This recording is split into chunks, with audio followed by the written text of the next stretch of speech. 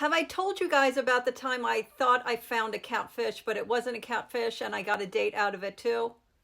Well, get ready for this move. It's a classic. I connect with a guy on Hinge, and something about his profile pics look familiar.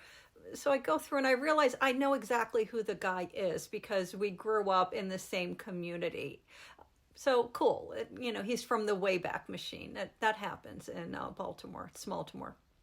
Anyway, we're chatting for a bit, and something about his phrasing and syntax actually starts to feel a little bit off, and I start wondering if he's a catfish.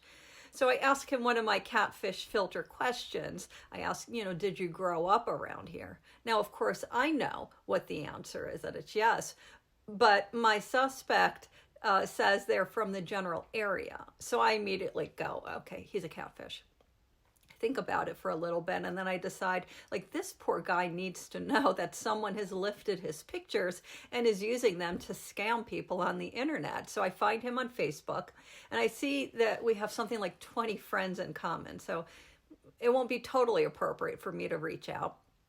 I message him, and he responds pretty quickly, and he's horrified that this is happening. He asks if I can send screenshots of the profile I have. So I do, and he's confused because it looks exactly like his actual profile that he has on Hinge.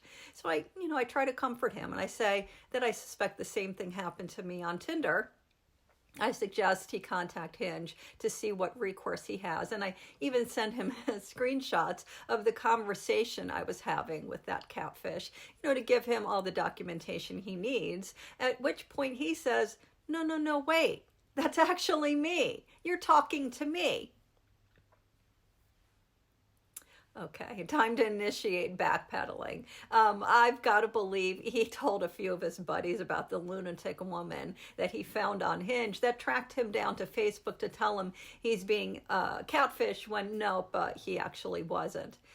But I did get a date out of it, so there's that.